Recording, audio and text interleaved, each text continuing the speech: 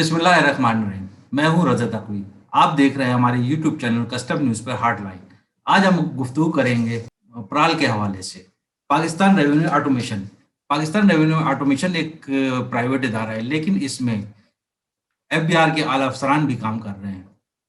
इस सिलसिले में हम आज दावत देंगे शर्जील जमाल को। शर्जील जमाल, आप ये बताइए, प्राल एक प्राइवेट इदारा है, लेकिन इसमें एफबीआर के आला अफसरान काम कर रहे हैं। आप इस हवाले से क्या कहेंगे? बिस्मिल्लाहिर्रहमानिर्रहीम। आज आपने बड़ा सेंसिटिव सा टॉपिक जो है आज आपने चूज किया है और बहुत ही मुश्किल टॉपिक है और इतना टेक्निकल है कि आम लोगों को शायद आसान से समझ ना आए। तो मैं कोशिश करूंगा कि बहुत ज्यादा टेक्निकल ना बोलूं, आसान आसान बात करूं। देखिए, एफबीआर जो है वो मिनिस्ट्री ऑफ फाइनेंस का एक डिपार्टमेंट है जी। उस डिपार्टमेंट पे उनका एक एक्ट है जिसको एफबीआर एक्ट कहते हैं, जो कि उन्होंने अपना एक कानून बनाया हुआ है और उसके मुताबिक वो काम करते हैं। 1996 में किसी ने ये सोचा कि हम कंप्यूटर वगैरह की ग्रांट मिली पाकिस्तान को, तो वो मिनिस्ट्री ऑफ फाइनेंस को पैसे मिले। मिनिस्ट्री ऑफ फाइनेंस ने कहा एफबीआर को कि आप अपने आप को कंप्यूटराइजेशन पे ले जाएं और इसको जरा डिजिटलाइज कर दें। तो उन्होंने कहा कि चले ठीक है।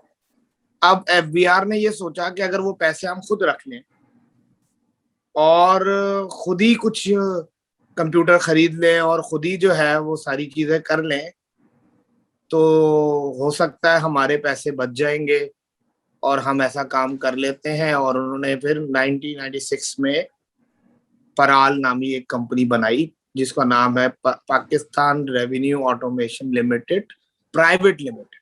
उन्होंने एक कंपनी बना दी और उस प्राइवेट लिमिटेड को कहा कि जी वो एफबीआर के लिए सॉफ्टवेयर बनाएगी, डिजिटलाइजेशन बनाएगी। और फिर आपने देखा उस प्राइवेट लिमिटेड कंपनी को उन्होंने बनाया, उसमें उन्होंने मुलाजिम रखे अनऑफिशियली, चूंकि एफबीआर के पैसों से कोई प्राइवेट लिमिटेड कंपनी नहीं खुल सकती थी। वो प्राइवेट लिमिटेड कंपनी खोली गई और उस पे मुख्तलिफ मुलाजिम रखे गए। अरबों रुपए की आज तक उनको सैलरी दी जा चुकी है। तो क्या एक प्राइवेट एफबीआर के अफसरान भी काम कर रहे हैं? मैं आपको आता हूँ एफबीआर के अफसरान कैसे काम कर रहे हैं, मगर मैं आपको सिर्फ ये बैकग्राउंड इसलिए बताना चाह रहा हूँ कि बहुत एक ट्रिकी सा टॉपिक है। अगर किसी को ये बात समझ नहीं आई तो फिर बात हम आगे बात करेंगे तो वो उनको समझ नहीं आ सकेगी कि आखिर क्या बात हो रही है। तो इसलिए थोड़ा सा मैं बताना चाह रहा हूँ कि वो फिर सैलरीज देते गए। पाकिस्तान को जो ग्रांट मिलती गई, जो इंटरनेशनल ग्रांट्स मिली, वो सारी पराल को मिलती गई। उसके तहत लोगों पे खर्च होती गई और उनको सैलरी मिलती गई। मुख्तलिफ प्रोजेक्ट्स लॉन्च किए गए, स्टार, टैपी और मुख्तलिफ प्रोजेक्ट, वन कस्टम, इस किस्म के प्रोजेक्ट लॉन्च हुए। फिर वो बंद हो गए, फिर नए प्रोजेक्ट लॉन्च हुए, फिर वो बंद हो गए। फिर वीबॉक बनाया, फिर एक दफा सर्वर खरीदे, फिर 50 दफा सर्वर खरीदे। मतलब मुख्तलिफ चीजें खरीदी जाती गई और पराल जो है वो सर्विसेज देती गई एफबीआर को और उसके मद में एफबीआर उनके एम्प्लॉइज की सैलरी देती गई। अब आपका सवाल जो है, पहले तो मैं ये लोगों को समझा दूं, हो सकता है मैं समझाने में कामयाब हो गया हूं, कि एफबीआर खुद एक ऑटोनमस बॉडी है। उसने एक कंपनी खोल दी प्राइवेट लिमिटेड और वो कहने लगी जी ये प्राइवेट लिमिटेड कंपनी जो है हमें सर्विसेज देगी। एक तो ये बात समझ से बाहर है। दूसरा, फिर एफबीआर ने लोग, जो एफबीआर के लोग थे, वो बोर्ड ऑफ डायरेक्टर बन गए पराल। एफबीआर तो अब वो कानून किस ओहदे के लोग, किस पोजीशन के लोग उसमें मुख्तलिफ, जैसे मेंबर कस्टम जो होता है वो ऑटोमेटिकली बोर्ड ऑफ डायरेक्टर बन जाता है पराल का। तो क्या उसको तनख्वाह मिलती है कस्टम को? देखिए, कस्टम से तो तनख्वाह मिलती है, मगर वो प्राइवेट लिमिटेड कंपनी के बोर्ड ऑफ डायरेक्टर भी बन जाते हैं। साथ साथ वो प्राइवेट लिमिटेड यानी दो ओहदे रख लेते हैं वो एक ही वक्त में। तो वो एफबीआर में पराल के नाम से उनके पास ₹1 का शेयर होता है और उसकी जो प्रॉफिट है जो भी है वो उसी शेयर के मुताबिक उनको मिलती है और वो उसके मुलाजिम भी हो जाते हैं पराल आप ये के। बताएंगे पराल असल में काम करती क्या है? किस वजह से पराल को रखा गया? वो सॉफ्टवेयर बनाती है उसका, या किस तरीके से काम कर रही है पराल? अब देखें ना, पराल तो बहुत सारे काम करती है ना। वो तो नेशनल हाईवे को भी ऑटोमेशन या जो भी कंप्यूटराइजेशन वो कहते हैं वो सर्विसेज देते हैं। वो सिंध रेवेन्यू बोर्ड को भी देते हैं। उन्होंने कहा पंजाब रेवेन्यू बोर्ड को भी वो दे रहे हैं। मुख्तलिफ लोगों को वो पर्सनल कैपेसिटी पे प्राइवेट सर्विसेज दे रहे हैं। एफबीआर को भी इसी तरह वो सर्विस दे रहे हैं। अब एक कंपनी जो कि आप एफबीआर बोलती है कि ये मेरी कंपनी है, तो एफबीआर तो कोई कंपनी खोल ही नहीं सकती एट इट्स ओन। और एफबीआर ने एक कंपनी खोली हुई है और उसमें सारे लोगों को भर्ती किया हुआ है और उनको सैलरियां दे रहा है। उसके बाद एफबीआर जो है सैलरियां देने के साथ साथ करता है क्या है कि एफबीआर ने अपना सारा इंफ्रास्ट्रक्चर भी उसको दिया हुआ है। एक तो सॉफ्टवेयर डेवलपमेंट दी हुई है, अपना इंफ्रास्ट्रक्चर भी दिया हुआ है। एफबीआर के 20 ग्रेड के अफसर की एक प्रोजेक्ट मैनेजर के सामने कोई वर्थ नहीं है पराल के। अगर पराल का लड़के ने बोल दिया कि ये काम नहीं हो सकता, तो वो जो प्रोजेक्ट मैनेजर होता है जो भी, उसने कह दिया ये काम नहीं हो सकता, तो एफबीआर का 21 ग्रेड का अफसर भी कुछ नहीं कर सकता। तो उसको अपॉइंट क्यों करते हैं आप? ये जो बिहार के मेंबर जो मेंबर कस्टम होते हैं, इसको पराल में अपॉइंट क्यों करते हैं? कोई वजह? वो कहते हैं हमें टेक्निकल एक्सपर्टीज चाहिए सॉफ्टवेयर बनाने के लिए, नेटवर्क बनाने के लिए और अपना नेटवर्क की जो है मेंटेनेंस के लिए। तो कह चूंकि हमारे पास टेक्निकल एक्सपर्टीज नहीं है तो हम एक किसी और से ले लें। हालांकि जो गवर्नमेंट के काम है वो इस तरह होते नहीं है। गवर्नमेंट के काम करने का तरीका ये है कि आप एक टेंडर करते हैं, उसकी बजटिंग होती है, उसमें बताया जाता है कि जी ये काम होगा, और उसके बाद मुख्तलिफ लोग आते हैं और उस पर वो बिड करते हैं। जो ठीक होता है उसकी वैल्यूएशन होती है और वो इवैल्यूएट होके उसका जो भी रिजल्ट होता है वो दे दिया जाता है, अवार्ड हो जाता है कॉन्ट्रैक्ट, या नहीं होता कॉन्ट्रैक्ट अवार्ड। मगर पराल ने एफबीआर को आज तक जितने प्रोजेक्ट बनाए पराल ने ही अवार्ड हुए। पराल ने ही किया, उनका ऑडिट भी नहीं हुआ, किसी को पता ही नहीं है उन्होंने बनाए नहीं बनाए, बनाए तो क्यों बनाए, फेल क्यों हो गए और फेल क्यों हो गए। और मतलब अभी आप रिसेंटली देख रहे हैं आप कह उन्होंने रहे हैं वो वीबॉक का बहुत शोर मचाया। पराल के बनाए हुए सिस्टम जो है फेल हो गए। कौन कौन से सिस्टम है जो फेल हो गए? जो अभी वीबॉक सिस्टम चल रहा है ये भी फेल हो गया? 90% तो उनके सिस्टम फेल हो गए, 90%। और उन्होंने मतलब आप टैपी एक प्रोजेक्ट था इनका, और इनका टैप एक प्रोजेक्ट था, स्टार एक प्रोजेक्ट था, ये सब फेल हो चुके हैं और वो बंद भी हो चुके हैं। वो फेल होने के बाद वन कस्टम इनका प्रोजेक्ट फेल हुआ, वो भी बंद हो चुका है।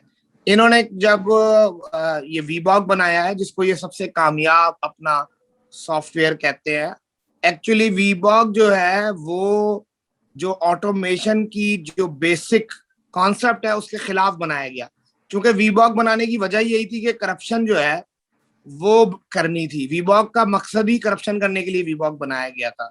तो वीबॉक इसलिए बनाया गया था कि वीबॉक को प्रेडिक्टेबल बना दिया गया। अब मैं फिर टेक्निकल हो जाऊंगा, अब मैं आसानी अल्फाज में आपको समझाऊं कि वीबॉक इसलिए बनाया गया था कि जो प्रोसेस थे टैक्स पेयर का और टैक्स कलेक्टर के दरमियान राब्ता जो खत्म हो रहा था उसको दोबारा बहाल करना था। तो उन्होंने दोबारा बहाल करने के लिए वीबॉक बना दिया। और आज आप देख लें कस्टम हाउस आप तो जाएं। ये जो पैक्स था क्या ये इससे वीबॉक से मुख्तलिफ था? क्या सिलसिला था इसमें? जी जी, मुख्तलिफ था, बहुत मुख्तलिफ था। पैक्स जो था वो वीबॉक से बहुत ज्यादा मुख्तलिफ था। और वीबॉक जो है उसकी तो मैं गलतियां बताऊं तो इतनी गलतियां हैं वीबॉक के अंदर कि अभी तक लोग रो रहे हैं। 10 साल हो गए प्रोजेक्ट अभी तक टेस्ट एंड रन पे चल रहा है। प्रोजेक्ट की सबसे बड़ी गलती यह है कि प्रिडिक्टेबल है। कोई भी आदमी ये सोच सकता है कौन सी जीडी ग्रीन जाएगी, कौन सी जीडी येलो जाएगी, कैसे जीडियां ग्रीन होती हैं। तो पराल की सबसे बड़ी नाकामी वीबॉक की है कि वो एनटीएन बेस्ड सिस्टम है। वो आपके एनटीएन को ग्रीन येलो ब्लू कर देता है जो भी उसको करना होता है। और अगर आपको याद हो वो किस तरीके तो से हो जाता जब है? क्या प्रोफाइल बेस पे होता है या कैसे होता है? ग्रीन? देखिए वो कहते तो है कि प्रोफाइल बेस पे होता है, वो आप उनसे बात करें तो वो आपको इतनी मोटी मोटी बता देंगे। मगर एक्चुअली क्या हुआ था जब वीबॉक बना था तो कोई इनके पास ना गोल्डन एनटीएन थे। इन्होंने एक लिस्ट निकाली थी गोल्डन एनटीएन की जो कि वन कस्टम में होती थी। तो उन्होंने वही गोल्डन एनटीएन को कह दिया कि जी ये ग्रीन एनटीएन है हमारे और ये हमारे अच्छे टैक्स पेयर हैं तो हम इनको ग्रीन कर देंगे। तो इन्होंने उसका तरीकेकार ये उनको उन्होंने ग्रीन कर दिया और उनको ग्रीन एनटीएन बेस कर दिया। अब एनटीएन बेस ग्रीन में बार बार क्यों कह रहा हूं कि अगर उस फर्ज करें एक कंपनी है, टोयोटा मोटर कंपनी है, उसको ग्रीन कर दिया इन्होंने, मतलब बिल्कुल ठीक है, ग्रीन हो गई, कोई बात नहीं। मगर उसको ग्रीन कैसे किया इन्होंने कि अगर टोयोटा मोटर कंपनी ने गाड़ी के पार्ट्स मंगाने हैं तो चले ग्रीन है, मगर अगर वो कोई केमिकल मंगा ले तो सिस्टम को पकड़ना चाहिए, मगर सिस्टम नहीं पकड़ता, सिस्टम उसको भी ग्रीन कर देता है।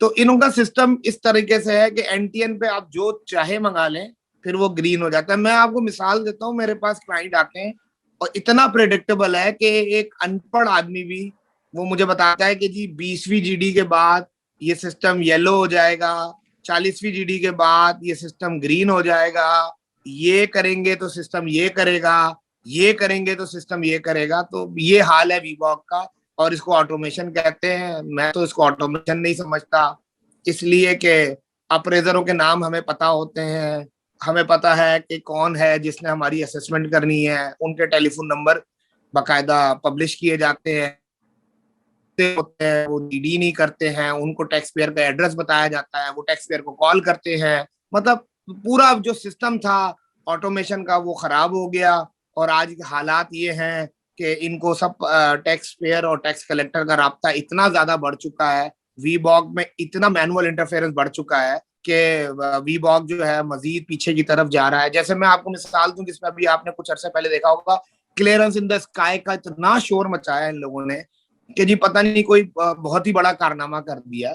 असल में तो वो कारनामा तो पैक्स में पिछले 10 साल पहले हो चुका था। आप 15 दिन पहले अपनी कंसाइनमेंट क्लियर करा लेते थे, यानी आपका वेसल 15 दिन पहले आया नहीं है और आपका कंसाइनमेंट रिलीज हो जाता था, या उसकी असेसमेंट कंप्लीट हो जाती थी। यहाँ पे वीबॉक में प्रॉब्लम क्या है कि आप एंट्री फाइल नहीं कर सकते अगर आपका वेसल नहीं आया है। आप ये देखें कि हालात ये है कि वेसल आता नहीं है, डैमेज डिटेंशन देना पड़ जाता है, शिपिंग कंपनीज लास्ट डे में वेसल लगाती हैं ताकि अगले दिन ड्यूटी टैक्सेस ना भर सकें। मतलब ये सारी मोनोपोली कर दी गई, सबको इसमें परेशान कर दिया गया और पैसे देने पड़ते हैं। वीबॉक सिस्टम को मैं समझता हूँ कि ये सारा कॉस्ट ऑफ डूइंग बिजनेस वीबॉक तो एक ऑटोमेशन सिस्टम बनाया गया है, वीबॉक तो एक ऑटोमेशन सिस्टम बनाया गया है। वो खुद नहीं कहते ऑटोमेट है, तो आप इसमें पैसे देने का क्या सवाल पैदा उन्होंने तो होता है? कभी क्लेम नहीं किया वो ऑटोमेट सिस्टम है। नहीं तो उन्होंने तो कभी क्लेम नहीं किया वो ऑटोमेट सिस्टम है। वो तो कहते हैं वीबॉक को है वेब बेस वन कस्टम, वो तो कभी भी नहीं कहते कि हमने कोई ऑटोमेट सिस्टम बनाया है। हाँ, वो वैसे लोगों को बताते हैं कि हम ऑटोमेशन की तरफ जा रहे हैं, मगर उनका वीबॉक का मतलब क्या है? Web base one custom. तो वन कस्टम को ही उन्होंने वेब बेस कर दिया, उसको वो कंप्यूटराइजेशन में लेके चले गए, उसके उनसे इंटरफेरेंस बना दिए, लोगों के उसको यूजर आईडी दे दी और बोला जी आप लोग काम करें। तो जब आपके यूजर इंटरफेरेंस से लोग काम करेंगे तो डाटा आपके पास ही होगा, तो वही डाटा वो दिखा रहे होते हैं आप लोगों को। तो ऑटोमेट उसमें कुछ भी नहीं, वो एक ईमेल सिस्टम है। जैसे आप ईमेल करते हैं ना किसी को कि एक ईमेल मैंने आपको की, तो वो पहले आपके पास चली जाएगी, फिर आपने फॉरवर्ड कर दी किसी और को, तो वो इसी तरह है। इसमें एक प्रोसेस दूसरे प्रोसेस से इंटरलिंक हुए हुए। अब इसको मैं कैसे टेक्निकल लफ्ज में बताऊं कि तो ये सारी चीजें जब ये सारी चीजें तो हर किसी के इल्म में है कि ये ऑटोमेटेड सिस्टम नहीं है, तो इसको डेवलप क्यों नहीं किया जा रहा? कोई वजूहत है? कैपेसिटी नहीं है ना। देखें, जो कैपेसिटी भी होनी चाहिए ना आपको डेवलप करने की, आपको आरएमएस डेवलप करने की कैपेसिटी होनी चाहिए। अब आपने आपकी कैपेसिटी ये आरएमएस डेवलप करने की कि आपने एनटीएन बेस डेवलप किया हुआ है, तो आप मुझे बताएं ना, लोग सेकंड हैंड क्लोथिंग मंगाते हैं और उसकी वैल्यू ड्यूटी सबसे कम होती है, और उसके अंदर अभी आपने केसेस सुने होंगे कितने सारे कि लोगों के ग्रीन में मोबाइल के पूरे पूरे कंटेनर निकल गए और डिक्लेयर सेकंड हैंड क्लोथिंग था। आप देखें ना कैसे हुआ वो, यानी किसी ने सेकंड हैंड क्लोथिंग मंगाया और वो ग्रीन हो गया। हालांकि सेकंड हैंड क्लोथिंग एक रिस्की कमोडिटी है। मैं ऐसी मिसाल दे रहा हूँ, मुझे सेकंड हैंड क्लोथिंग वालों से कोई परेशानी नहीं है, बेचारे वो लोग भी काम ही सही करते हैं, मगर आप उसको देखें पूरी में वो मजीद अदर गवर्नमेंट डिपार्टमेंट की रिक्वायरमेंट्स है, इंपोर्ट पॉलिसी की रिक्वायरमेंट है, मगर वो ग्रीन है। कैसे हुई वो ग्रीन? वो ग्रीन ऐसे हुई कि वो जो यूजर आईडी थी जिसके पास जो भी वीबॉक इशू हुई थी, उन्होंने पहले अच्छे आइटम मंगाए और उसको एनटीएन से ग्रीन कर दिया। उसके बाद उन्होंने सेकंड हैंड क्लोथिंग लिखना शुरू कर दिया, तो सेकंड हैंड क्लोथिंग भी ग्रीन हो गई, क्योंकि सिस्टम ने तो एनटीएन ही ग्रीन कर दिया ना। सिस्टम को तो पता ही नहीं था कि इसकी प्रोफाइलिंग कैसे होनी थी। जो सेकंड हैंड क्लोथिंग है इसमें लिख दिया गया, तो इसमें क्या दूसरी चीजें मंगाई गई हैं इसमें? Second hand? हाँ, कस्टम तादाद केस बनाए। मेरे ख्याल से वो क्यू मोबाइल का एक केस है, अगर आप देखें तो वो भी क्या केस था, वो भी यही केस था सेकंड हैंड क्लोथिंग में। और बहुत सारे केस था, मुझे बाय हार्ड याद नहीं है, मगर बहुत बेतहाशा केस। अच्छा, कहा यह जाता है कि पराल की वजह से रेवेन्यू कलेक्शन में इजाफा हुआ है सिस्टम की वजह से। आप क्या कहते हैं इस बारे में? देखिए, अब ये समझना पड़ेगा, मैं बड़े आसान अल्फाजों फिर बोलूंगा, ये बहुत टेक्निकल टॉपिक है। देखिए, पाकिस्तान की नेचुरल ग्रोथ क्या है, आप देखें आबादी कितनी बढ़ती है पाकिस्तान की। मेरे ख्याल से पाकिस्तान की जो आबादी है वो 4 से 5% बढ़ जाती है, ठीक है जी। इसी तरह आपकी इंपोर्ट जो है उसी के मुताबिक बढ़ जाती है। अगर आपकी 4 से 5% आबादी हो गई तो आपकी इंपोर्ट भी 5 से 6% बढ़ गई। तो आपकी इंपोर्ट एक तो बढ़ गई जो आपको वो वी बॉक्स से मिली। फिर आपका, अगर आप डॉलर का देखें, हर साल डॉलर के रेट में फ्लक्चुएशन होती है। तो अगर 10 रुपए भी बढ़ते हैं तो आप 165 रुपए का, मैं अभी बता रहा हूँ 165 का, पहले चले 100 रुपए का डॉलर था। तो अगर 10 रुपए बढ़ गए तो 10% तो यही रेवेन्यू में इजाफा हो गया। तो रेवेन्यू में इजाफा भी एफबीआर जो है पराल नाकाम है कैलकुलेट करने में। तो मैं ये समझता हूं कि नेचुरल ग्रोथ, अगर एफबीआर ना हो, वीबॉक ना हो, कोई सिस्टम ना हो, और सब कुछ इसी तरह चलता रहे और कोई उसमें चेंज ना आए, तो एफबीआर की नेचुरल ग्रोथ जो है वो 17% है। मगर हमारे पास हमेशा, अगर आप ग्रोथ देखें, हम मजीद 400-400 अरब रुपए के टैक्स लगाते हैं हर साल। हर साल हम टैक्स लगा रहे हैं, कभी 500 अरब रुपए का, कभी 400 अरब रुपए का। और ग्रोथ हमारी वो 13-14% से की है। यानी जो नेचुरल ग्रोथ है 17%, जो मैं समझता हूँ, उससे भी 4%-5% कम पे जाते हैं हम। और कभी कभार तो आप अगर सी पैक को ले लें, तो सी पैक का रेवेन्यू जो है वो हमारी नेचुरल ग्रोथ का हिस्सा ही नहीं था। उसको भी इन्होंने अपनी इंपोर्ट का हिस्सा बना दिया, जो कि नहीं बनाना चाहिए था। मगर वो वीबॉक की गलती थी, प्रीफिक्स सिस्टम नहीं था वीबॉक में, जिसकी वजह से जो सी पैक है उसके कंसाइनमेंट की प्रीफिक्स होम कंजम्पशन की फाइल हो गई, जिसकी वजह से लोग उसको पाकिस्तान की परचेज समझने लग गए। हालांकि पाकिस्तान की वो ऊपर इन्वेस्टमेंट थी, वो परचेज अच्छा नहीं शर्जील थी। साहब, ये बताइए पराल के सिस्टम को किस तरह बेहतर बनाया जा सकता है कि ये ज्यादा कारआमद साबित हो? इसका ऑडिट करना चाहिए सबसे पहले तो। इसका सिस्टम ऑडिट बहुत जरूरी है, जो कि तो नहीं हुआ आज तक। ऑडिट से क्या क्या फायदा होगा? देखें, अब ये, अब एक होता है ना, एक तो होता है फाइनेंशियल ऑडिट। सही। एक तो आप समझते होंगे पूरी दुनिया फाइनेंशियल ऑडिट होता है कि जी 10 रुपए इधर खर्च हुए, 10 रुपए उधर खर्च हुए। एक होता है सिस्टम का ऑडिट, के पता चलता है कि सिस्टम में जो मॉड्यूल्स हैं, क्या वो मॉड्यूल अपनी लोगों को ऑटोमेट कर रहे हैं, क्या उस मॉड्यूल से कोई फायदा भी हो रहा है, या वो मॉड्यूल बराए जरूरत है। तो ये जो सिस्टम के ऑडिट्स होते हैं, ये पता करते हैं कि ये ठीक चल रहे हैं या नहीं चल रहे, इनमें सही काम हो रहा है या नहीं हो रहा। जैसे मैं आपको मिसाल देता हूँ, अभी आपको मैं एक छोटी सी मिसाल देता हूँ कि 4 डिजिट के बाद वीबॉक कैलकुलेशन नहीं करता। यानी आपने अगर डेसिमल 4 डिजिट पे दिए 0.01, तो वो 0.0111 तक कैलकुलेशन करेगा, उससे आगे उसकी कैलकुलेशन नहीं हो सकेगी। तो ये भी एक मसला है कि जहां इतना, मतलब मैं सॉफ्टवेयर अगर मैं ऑडिट करता हूं, तो मैं सबसे पहले तो ऑब्जेक्शन ये उठा दूंगा कि अगर कोई 5 डेसिमल की कैलकुलेशन है तो कैसे होगी वीबॉक? वीबॉक में नहीं हो सकती, और नहीं होती आज भी। तो मैं एक आपको आसान, मैं बहुत टेक्निकल बात नहीं करना चाह रहा, लोगों को बताना चाह रहा हूँ कि इतना सीधा सा है कि आपका कैलकुलेटर जो है वो 4 डिजिट से ज्यादा आगे नहीं बढ़ पाता। अच्छा, तो इसका ऑडिट को करना जरूरी है आपके आपके मुताबिक? मेरे हिसाब से तो होगा तो ये इंटरनेशनल सिस्टम ऑर्गेनाइजेशन डेवलप होगा। ऑडिट करे, जब ही हो सकता है भाई। ये तो इस तरह तो नहीं हो सकता जिस तरह कर रही है, इस तरह तो ये खराब ही होता जा रहा है। और आप देख लें कितनी करप्शन बढ़ चुकी है। आप देखें पाकिस्तान का नंबर करप्शन में बढ़ ही रहा है हर साल। क्यों बढ़ रहा है? और आप खुद जानते हैं, इतने अरसे से रिपोर्टिंग कर रहे हैं, आपको क्या कस्टम हाउस में करप्शन नजर नहीं आती? बाथरूमों में कस्टम हाउस की रिश्वत ली जाती है। मतलब ये ऐसी बात है जो सबको पता है, मगर बस आप किसी अफसर से पूछेंगे, नहीं हमने तो कभी रिश्वत नहीं ली। तो सारे रिश्वत लेते हैं, 90% रिश्वत लेते हैं, 10% है जो एफबीआर में पैसे नहीं लेते। मगर 90% डोमिनेट करते हैं, और हर एक लेता है, और जो नहीं लेता उसको परेशान किया जाता है, बैड पोस्टिंग दी जाती है, आपको सारा पता है।